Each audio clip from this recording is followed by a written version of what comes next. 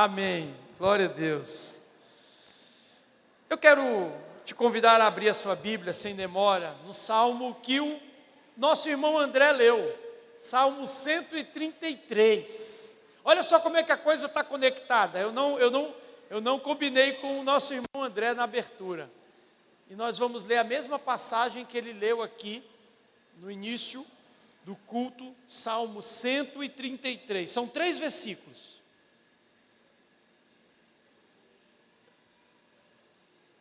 Amém? Diz assim: como é bom e agradável viverem unidos os irmãos. É como óleo precioso sobre a cabeça, o qual desce para a barba de Arão, e desce para a gola de suas vestes. É como o orvalho do Hermon, que desce sobre os montes de Sião. Escute isso agora. Ali ordena o Senhor a sua bênção e a vida para sempre. Queridos, eu fico tocado com o final desse salmo. Ali, nesse ambiente de unidade, o Senhor ordena, é uma ordem. Já viu? A ordem de Deus, ela jamais pode deixar de ser cumprida. Ali Ele ordena a sua bênção e a vida para sempre. Enquanto existir unidade, Deus abençoa e traz vida a esse ambiente. Que maravilha, né, queridos? Sabe, o tema dessa mensagem é: temos que ser um. Eu pedi emprestado para a canção que acabamos de cantar. Temos que ser um. Essa passagem bíblica nos chama a atenção porque aponta para um tipo de relacionamento capaz de gerar uma atmosfera do céu na terra. Eu vou repetir para você. Essa passagem bíblica, ela nos chama a atenção porque aponta para um tipo de relacionamento que é capaz de gerar, de criar uma atmosfera do céu na terra. Quantos estão entendendo? Diga amém. Quando se fala de relacionamentos, queridos, é preciso ter em mente um princípio inegociável. Que princípio é esse? O princípio da unidade. O princípio da unidade, ele é inegociável. O Salmo é muito claro. Mas eu quero dizer algo antes de contextualizar o Salmo. Eu queria dizer que unidade não acontece quando iguais se juntam, mas quando diferentes se fundem. Unidade não acontece quando iguais se juntam, mas quando diferentes se fundem, se misturam. Amém? Diga para alguém que está do seu lado: nós estamos juntos e misturados. Porque essa é a essência do relacionamento de Cristo com a sua igreja. Essa é a essência do relacionamento com o Pai, com os seus filhos. Amém? Isso é importante, queridos, entender. Nós não somos um lugar onde todos somos iguais. Unidade não é uniformidade, unidade não é unanimidade, unidade é espiritualidade. É quando tudo gira em torno de Deus. A unanimidade e a uniformidade giram tudo em torno dos homens, que querem manipular e tornar todo mundo igual.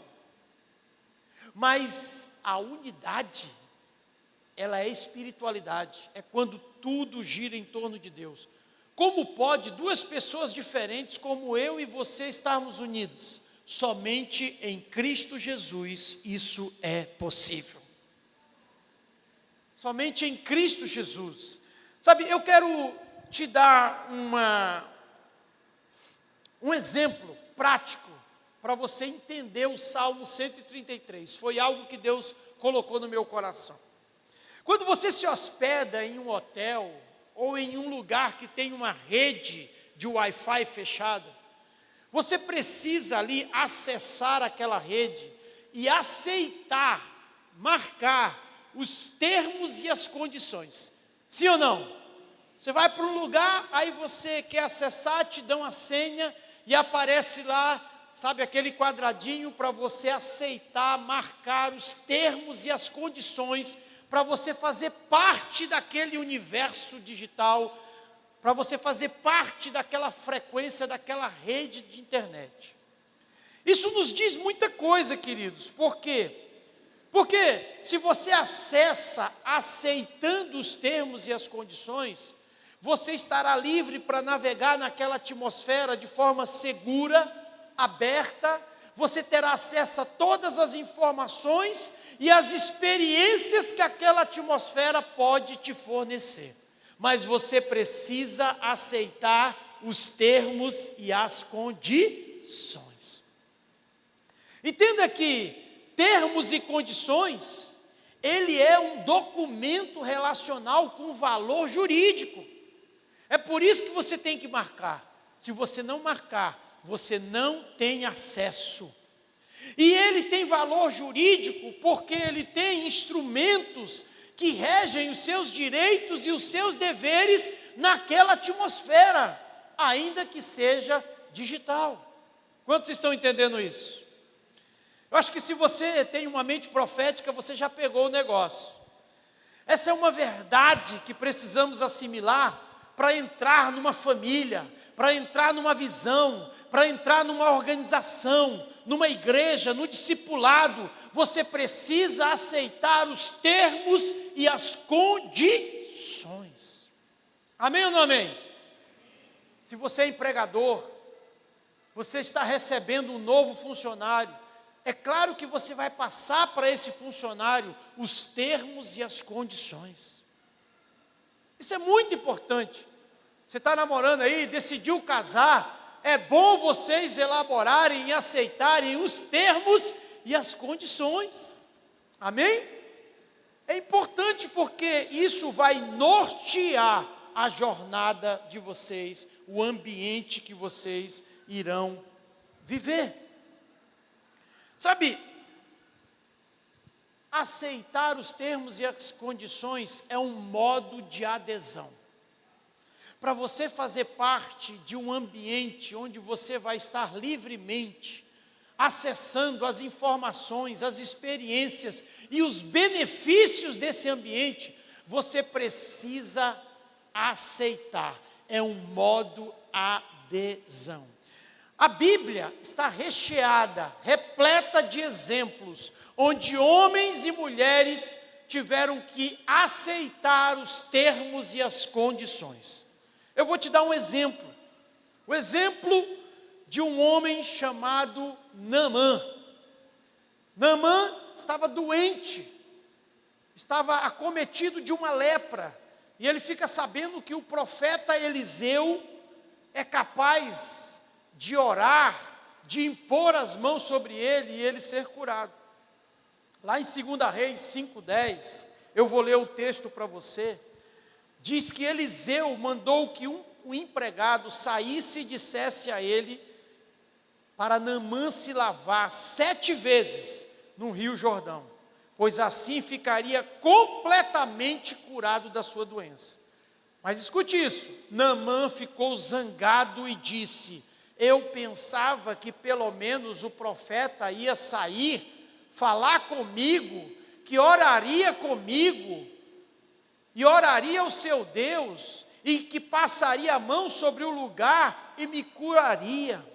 Além disso, por acaso os rios de Abanar e Farpar em Damasco não são melhores do que qualquer tipo de rio em Israel? Será que eu não poderia me lavar nesses rios e ficar curado? E foi embora bravo. Então seus empregados foram até o lugar onde ele estava e disseram: se o profeta mandasse o Senhor fazer alguma coisa difícil, por acaso o Senhor não faria? Por que é que o Senhor não pode então se lavar como ele disse e ficar curado?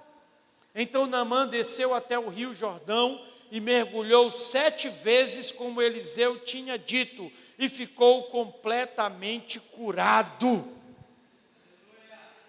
Perceba que Naamã não queria aceitar os termos e as condições.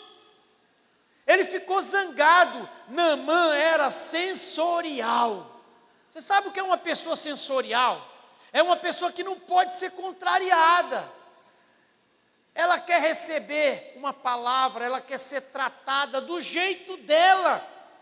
Pessoas sensoriais, elas são fáceis de acumular sentimentos tóxicos no seu coração. Naamã era sensorial, e eu já falei dos 3 níveis de maturidade aqui: sensorial, racional e espiritual. Naamã precisava transicionar sua maturidade do nível sensorial para o nível racional e então para o nível espiritual. Só assim ele teria acesso a uma atmosfera de cura, a um lugar de cura. Ele ficou zangado, bicudo, bravo. Você conhece alguém assim? Não, né? Amém, queridos? E aí, o profeta disse: vai se lavar nesse rio. Por que ele não queria se lavar no Jordão? Porque o rio Jordão era um rio barrento, diferente dos rios de Damasco, rios lindos, sabe? Ele não queria se humilhar. Os termos e as condições é para você se humilhar. Há um outro episódio também na Bíblia, queridos, onde o profeta Elias, envolvendo Elias e Eliseu, ele vai até Eliseu. Está lá em 1 Reis 19:19. Elias saiu ao encontro de Eliseu, que estava arando a terra, ele estava trabalhando. Na frente dele ia 12 pares de bois, e ele estava arando com o último par. Elias passou perto de Eliseu e jogou a sua capa em cima dele. Então Eliseu largou seus bois, correu atrás de Elias e disse: deixe que eu vá beijar meu pai e minha mãe, depois eu irei com você. Elias respondeu: está bem. Eliseu deixou Elias e foi até o lugar onde estavam os 2 bois e matou-os. Então fez fogo com a madeira da canga e cozinhou a carne. Depois deu a carne ao povo e eles comeram. Então saiu e foi com Elias e ficou trabalhando com ele como seu ajudante. Entenda que quando Elias passa a capa sobre Eliseu, ali ele convida ele para um discipulado, para uma jornada relacional de crescimento. E aquela capa passando sobre ele, eram os termos e as condições. Você vai ter que deixar tudo para viver nessa atmosfera de milagre que você tanto deseja. Quantos estão entendendo isso? Para não fugir do exemplo maior que é Jesus. O próprio Jesus também estabeleceu termos e condições para estarmos numa atmosfera como a do Salmo 133, quando ele disse em Lucas 9:23, se alguém quer vir após mim, negue-se a si mesmo e tome cada dia a sua cruz e siga-me. Jesus está dizendo: você quer ter acesso a algo que você nunca provou? Então, aceite os termos e as condições. Negue-se a si mesmo, carregue a sua cruz e venha após mim. Quantos já entenderam isso, queridos? Sabe, para finalizar os exemplos, Jesus se depara com um jovem rico, e aquele jovem rico era orgulhoso, achava que sabia tudo e que já tinha vivido todas as coisas, ao ponto de perguntar para Jesus como ele fazia para herdar a eternidade. Jesus disse: obedece os mandamentos. Ele disse: eu conheço todos desde quando eu era pequeno, eu obedeço todos. Jesus diz assim: então aceita os termos e as condições, vende tudo que tu tem, dá aos pobres e vem após mim. A Bíblia diz que aquele jovem se entristeceu e foi embora. Ele também era sensorial. Deixa eu te dizer uma coisa para finalizar essa primeira parte. Os sensoriais jamais fazem parte de uma atmosfera de unidade. Porque para que eles estejam naquele lugar, eles precisam se diminuir para que alguém cresça. E eles não conseguem fazer isso, a não ser que seja por um processo de transformação em Cristo Jesus. Quando você percebe que uma pessoa não quer se unir a alguém, não quer fazer parte de uma comunidade, não quer se submeter, é uma pessoa sensorial. E há uma palavra para essas pessoas, que está em Provérbios capítulo 18, versículo 1. O solitário busca o seu próprio interesse e insurge-se contra a verdadeira sabedoria. Há uma outra versão que diz: quem se isola busca interesses egoístas e se rebela contra a sensatez.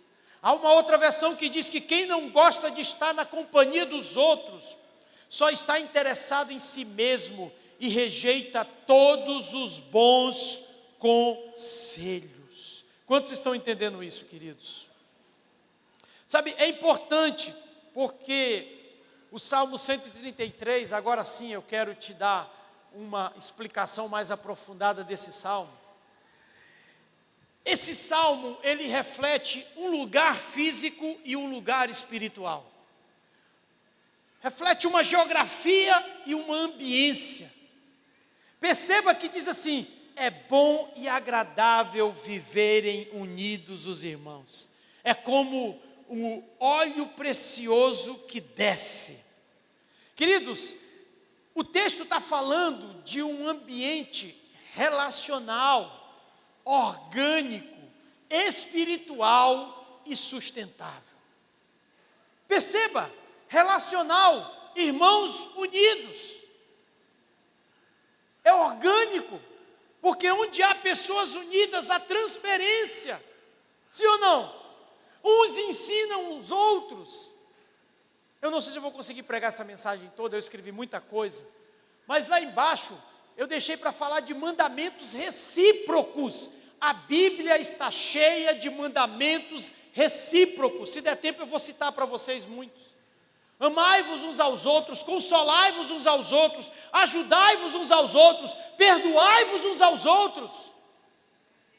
São mandamentos que não se cumprem em uma pessoa só, se cumprem em relacionamentos saudáveis. Quantos podem dizer glória a Deus para me ajudar a animar essa mensagem? Esse ambiente do Salmo 133 é espiritual, porque Deus está presente nele. Algo desce de cima para baixo, um óleo que representa o Espírito Santo na Bíblia, a presença do próprio Deus, desce sobre esse lugar. Onde há unidade, seja na tua casa, seja no teu trabalho, unidade verdadeira, saudável, vai descer um óleo, vai descer uma presença, vai descer algo do céu. O próprio céu estará ali sendo refletido naquele lugar. Porque onde há unidade, há um ambiente semelhante ao céu. No céu há unidade. Quando alguém quis se rebelar, quando alguém que foi Lúcifer, o anjo de luz, quis, se colocar acima de Deus, Deus disse: você não cabe nesse ambiente, saia daqui. Quando Adão desobedeceu Deus naquele jardim, Deus também disse: saia do jardim, Adão. Escute uma coisa, um ambiente de unidade, um ambiente do Salmo 133, não aceita pessoas que não se submetem a esse tipo de lugar espiritual. Não aceita rebeldia, vaidade, arrogância. Porque onde houver pessoas assim, Deus não vai descer e muito menos vai ordenar a sua bênção e a vida naquele lugar. O ambiente do Salmo 133, ele é sustentável. A unidade mantém a bênção de Deus e a vida, porque o Senhor ordena a bênção e a vida para sempre. Esse para sempre significa que é sustentável. Deus vai sustentar esse lugar. Deus vai suprir esse lugar. Deus vai proteger esse lugar. Amém? Perceba que nesse ambiente, queridos, o Espírito Santo, ao se unir com a unidade das pessoas, vai fazer com que a bênção de Deus se manifeste. E esse ambiente será semelhante ao céu, e por isso haverá nesse ambiente salvação, milagres, curas, libertações e provisões de Deus. Você quer ver tudo isso se manifestando na tua casa? Você quer ver tudo isso se manifestando no teu ministério? Você quer ver tudo isso se manifestando no seu trabalho? Então começa a criar um ambiente de unidade, de companheirismo, de respeito mútuo. Sabe, especialistas em comportamentos, isso aqui é ciência, gente. Especialistas em comportamentos afirmam que 85% dos seus resultados dependem de conexões que você cria. Escute isso, 85% do que você faz, de bom ou de ruim, vem das conexões que você cria, com quem você anda. E 15% vem de uma carreira solo, de você mesmo, das suas decisões pessoais, privadas, particulares. Entenda que o próprio Jesus, Ele mesmo afirmou que não podia fazer nada fora da sua conexão com o Pai. Se você ler João 5,19, diz assim: Jesus respondeu: eu lhes digo verdadeiramente que o Filho não pode fazer nada de si mesmo, só pode fazer o que vê o Pai fazer, porque o que o Pai faz, o Filho faz também. Você pode dizer glória a Deus? O próprio Jesus, queridos, Ele não veio ter uma carreira solo, Ele não veio para uma missão solitária, Ele veio fazer o que via o seu Pai fazendo.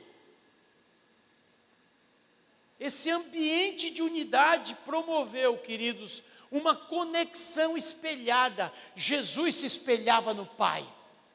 Quando você vive nesse ambiente de unidade, você vai ter uma conexão espelhada. Alguém vai te inspirar e você vai inspirar alguém. Você vai olhar para alguém e vai absorver alguma coisa dessa pessoa e vai aplicar isso na sua vida, como também alguma pessoa vai olhar para você e vai fazer algo que você faz. Quantos estão entendendo? Eu chamei isso de uma conexão espelhada. Você precisa de uma conexão espelhada. A conexão espelhada está representada no que diz Provérbio: anda com o sábio e você será sábio, porque o companheiro do tolo terminará mal. A Bíblia diz que as más conversações corrompem os bons costumes. Então, cuidado com aqueles que você está deixando te influenciar. E cuidado com a influência que você está exercendo sobre as pessoas. Há uma conexão espelhada, e Jesus nos ensinou que devemos fazer aquilo que o Pai faz e obedecer aquilo que o Pai manda. Amém, queridos? Por que nesse ambiente do Salmo 133 o Senhor ordena a bênção? Porque com certeza essa unidade é um reflexo de quem Deus é. E onde Deus é refletido, onde a imagem dele é refletida, a sua bênção é manifesta. É importante entendermos que relacionamentos são orgânicos. Ao nos relacionarmos, nós compartilhamos pensamentos, sentimentos, experiências. Há vários tipos de relacionamentos: românticos, familiares, amigáveis, profissionais. E cada relacionamento tem o seu contexto, sua linguagem, sua diversidade, seus desafios. É importante nós entendermos que o relacionamento do Salmo 133, ele não é apenas natural, ele é essencialmente sobrenatural. Ele está acima dos seus relacionamentos humanos. A unidade verdadeira, saudável, orgânica, sustentável, ela é sobrenatural, porque traz o óleo, a presença, a bênção e a vida de Deus. Por isso que temos que ser um, como o Pai em Cristo o é. Não foi assim que cantamos? Temos que ser um, para que o mundo creia que o Pai o enviou. Sabe quando você e eu refletimos Jesus? Quando somos um. E eu volto ao conceito inicial. Unidade não é quando os iguais se juntam, mas quando os diferentes se fundem. Você casou com uma pessoa diferente, seu filho é diferente, ainda que você tenha um irmão gêmeo, uma irmã gêmea, vocês são diferentes. Ninguém é igual nessa terra. Amém? E para isso eu tenho uma frase que Deus me deu. Eu até coloquei em um treinamento, porque por onde eu vou, nas reuniões que eu participo na CCB, as minhas postagens esses dias, todas apontam para um tema relacional. E eu quero te incentivar a fazer isso na igreja. Onde você estiver reunido com 2 ou mais, ali o Senhor se fará presente, se houver a unidade do Salmo 133. Ministre sobre relacionamentos, ministre sobre unidade. E a frase que Deus me deu, há algum tempo eu venho falando sobre ela: seja singular, mas viva no plural. Tenha uma identidade, mas tenha conexões, tenha relacionamentos, network, como você quer chamar. O importante é se conectar a pessoas, mas o nível mais profundo de conexão é a unidade. É quando você se une a alguém em Cristo Jesus. Quantos podem dizer amém? Quando o Senhor disse em Gênesis 2,18 que não é bom que o homem esteja só, Ele não falou apenas no sentido do casamento, apesar de que o contexto era esse. Ele estava falando no sentido da companhia. Ele estava evitando algo que é muito nocivo ao homem. Nós vivemos numa sociedade fria, individualista, egoísta. E Deus estava nos curando disso quando Ele colocou alguém ao lado de Adão. Mas o final do versículo é que me chama a atenção, quando ele diz assim: não é bom que o homem esteja só, farei para ele alguém que o auxilie e lhe corresponda. Diga comigo, corresponda. Esse é o relacionamento que gera unidade, quando um corresponde ao outro. Corresponde, responde junto. Cooperadores cooperam juntos. Diga para alguém que está do seu lado: me corresponda. Diga para ele também: me corresponda também. Alguém que auxilie e corresponda. J.B. Carvalho, no seu livro O Ano Novo Sou Eu, diz assim: é preciso colocar pessoas na sua vida de acordo com o nível de compromisso mútuo. É preciso colocar pessoas na sua vida de acordo com o nível do compromisso mútuo. Nós não estamos falando de interesse, nós estamos falando de aliança. Tem pessoas que vão se juntar a você só para ter o que você tem. Isso não é compromisso mútuo. Isso é sugar. Isso é fazer saques sem fazer depósitos. Tem gente que só faz saque na gente. Não faz nenhum depósito.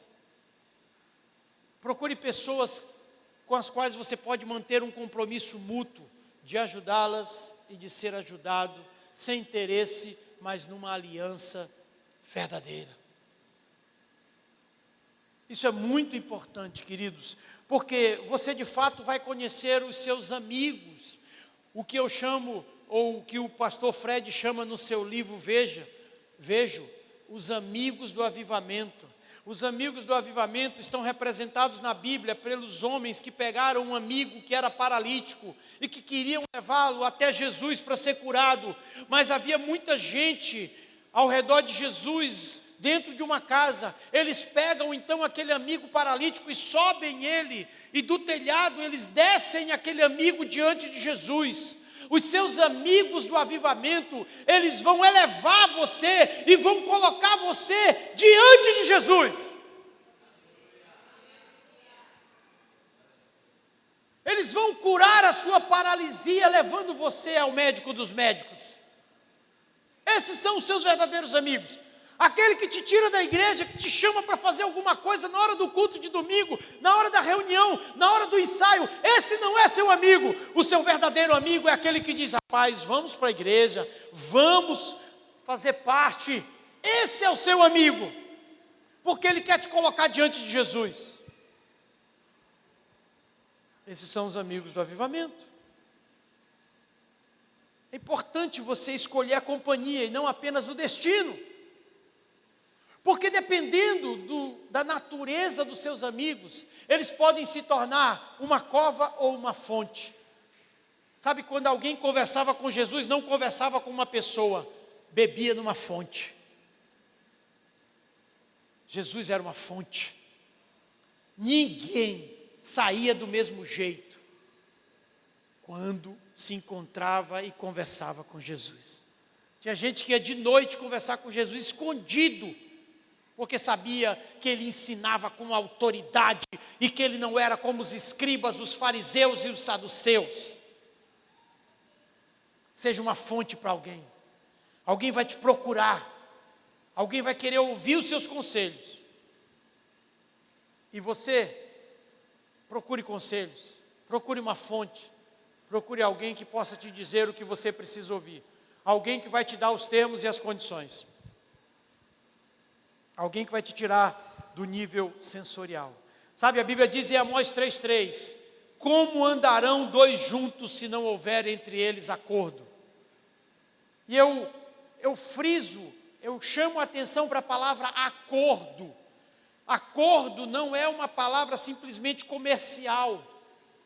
Acordo é uma palavra que nasceu numa frequência cardíaca.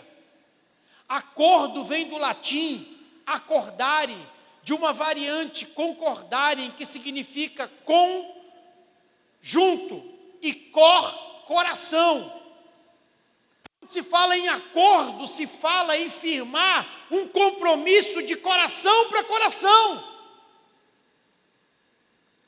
É claro que essa palavra tem uma nova conotação no mundo empresarial, no mundo dos negócios. Mas no mundo espiritual, quando você anda de acordo com uma pessoa, você anda na mesma frequência do coração dela. Até porque, queridos, relacionamentos saudáveis, eles são artesanais. Eles não se constroem da noite para o dia. Eles não se constroem no Facebook, se falando pelo digital. Relacionamentos saudáveis se constroem olho no olho, com conflitos, com desafios. Essa é a frequência cardíaca. Deixa eu te citar uma passagem bíblica que tocou meu coração essa semana, que me chamou a atenção e eu nunca tinha, atentado para ela. Está em 2 Reis 10:15. Tendo partido dali, encontrou Jonadab, filho de Recabe, que lhe vinha ao seu encontro. Jeú saudou e lhe perguntou, escute isso: tens tu sincero coração para comigo, como o meu é para contigo?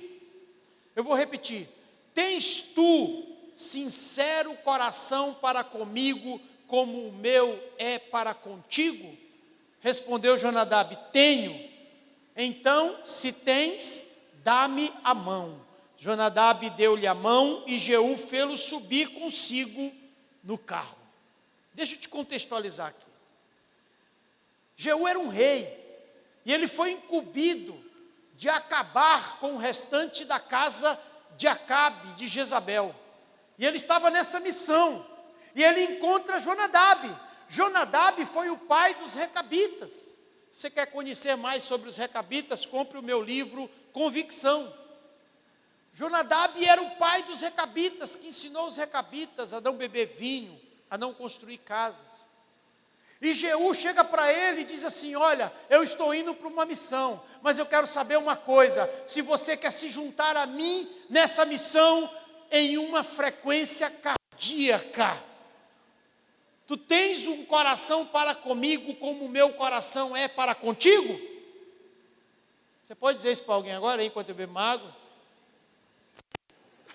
Tu tens um coração para comigo como o meu coração é para contigo? Se você quiser trocar, diz assim: teu coração parece com o meu, pronto. Está na mesma frequência? Queridos, a frequência mais profunda onde você pode encontrar Deus é a frequência do coração. A Bíblia diz que os olhos do Senhor passam por toda a terra, procurando aqueles cujo coração é totalmente dele. Deus está procurando corações, queridos, porque Ele é um Deus de conexão, de frequência cardíaca, sabe, de coração para coração. Certa vez perguntaram para Jesus qual era o maior mandamento. Ele diz: amarás o teu Deus de todo o teu coração. E é interessante que quando Jeú sabe que Jonadab está na mesma frequência, ele diz: pois então, dá a mão, sobe aqui, vem comigo. Quando você encontra uma pessoa na mesma frequência do seu coração, inevitavelmente, você vai estender as mãos. Não tem como não estender as mãos. E eu quero encerrar, queridos, falando de uma outra passagem que tocou muito meu coração. Eu não consigo pregar tudo, eu vou passar por essa passagem. Próximo domingo eu posso continuar, se assim Deus me direcionar. Eu quero encerrar falando de Ruth e Boaz. Quantos conhecem a história de Ruth e Boaz? Uma história linda, uma história até romântica. Mas eu quero me ater a um momento em que Ruth, após ficar viúva, ela decide ficar com a sua sogra. E ela diz para a sua sogra: o teu Deus é o meu Deus, a tua dor é a minha dor. E ela decide ir numa frequência cardíaca com a sua sogra, para onde a sua sogra fosse. E a sua sogra volta para o lugar de onde ela saiu com a família e perdeu o marido e perdeu os filhos. E ali ela pede para Ruth ir ao campo, colher espigas que estavam no chão. Você pode ler isso em Ruth, capítulo 2, do versículo 8 ao versículo 17.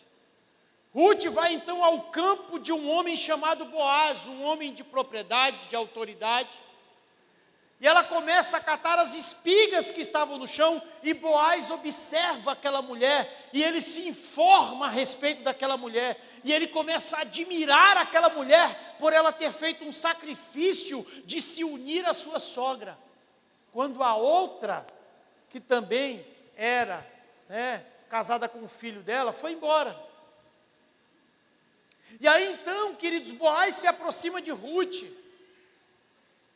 e aí tem um diálogo com ela, e ele diz assim: olha, contaram-me tudo o que você tem feito por sua sogra, no versículo 11, depois que você perdeu o marido, como deixou seu pai, sua mãe, sua terra natal, para viver com um povo que você nem conhecia, que o Senhor lhe retribua o que você tem feito, que você seja ricamente recompensada pelo Senhor, o Deus de Israel, sob cujas águas você veio buscar refúgio, asas, você veio buscar refúgio.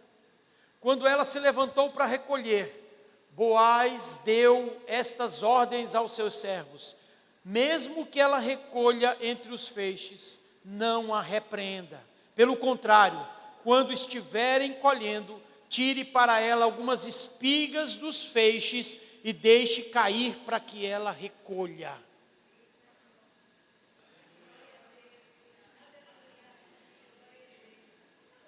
Queridos, isso aqui me chamou a atenção. Deus falou muito ao meu coração. Ele disse assim: Boaz deixou Ruth participar da colheita dele. Esse é um princípio que eu quero ensinar para os meus filhos. Eu vou dar colheitas para alguns, mas eles precisam deixar outras pessoas participarem dessa colheita. Sabe, queridos, havia uma lei em Levítico 23, 22. Havia uma lei que dizia assim: quando fizerem a colheita da sua terra, não colham até as extremidades da sua lavoura, nem ajunte as espigas caídas da sua colheita. Deixe-nas para o necessitado e para o estrangeiro. Eu sou o Senhor, o Deus de vocês. Boaz, queridos, ele cumpriu a lei. Ele não recolhia as espigas que estavam no chão, mas ele foi além da lei. Ele disse assim: olha, para essa mulher que me chamou a atenção, que Deus me despertou, eu não vou dar apenas as espigas do chão que a lei manda, eu vou dar uma parte da minha colheita. Pegue algumas espigas do feixe e coloca bem na frente dela. Quantos estão entendendo isso, queridos? Sabe, há momentos que Deus vai fazer você participar da colheita de alguém. Alguém vai te abençoar. Alguém vai te conceder alguma coisa, porque está sendo abençoado. E eu quero dizer uma coisa: todo mundo que recebe uma colheita tem um dever para com o necessitado. As espigas que estão no chão não são suas. Boaz foi além. Ele não deu apenas aquela parte que a lei mandava, ele deu uma parte da sua parte. Ele incluiu Ruth na sua colheita. Para sermos um, nós temos que incluir pessoas na nossa colheita. Nós precisamos dar não somente o que está sobrando no chão, mas aquilo também que é parte do que Deus nos deu. Boaz não tinha nenhuma obrigação de dar espigas daquilo que ele estava colhendo e que, sabe, ia além do que estava no chão. Mas ele fez isso. Ele deu para aquela mulher.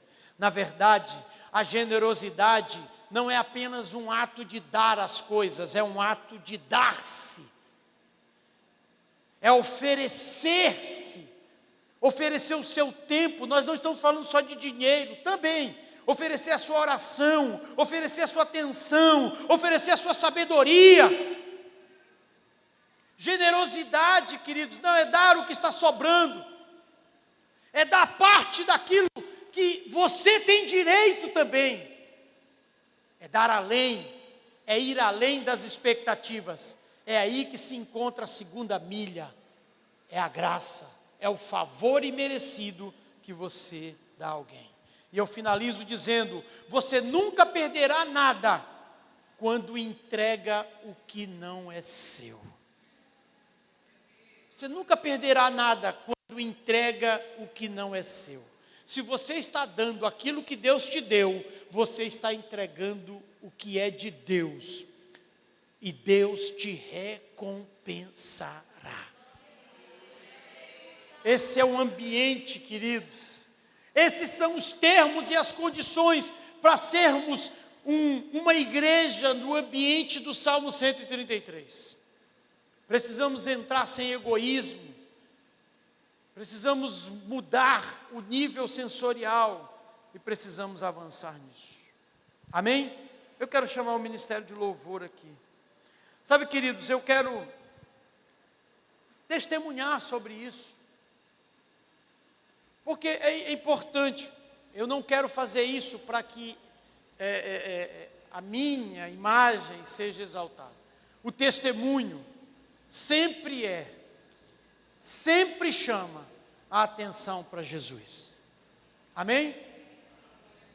E se você está vivendo uma colheita, mas está guardando tudo para si, talvez você vai ouvir aquela advertência: louco, hoje pedirão a tua alma.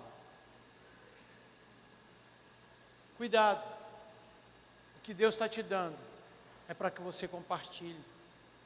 E é nesse ato de sacrifício que muitas das vezes, na maioria das vezes, ou todas as vezes, Deus te abençoa.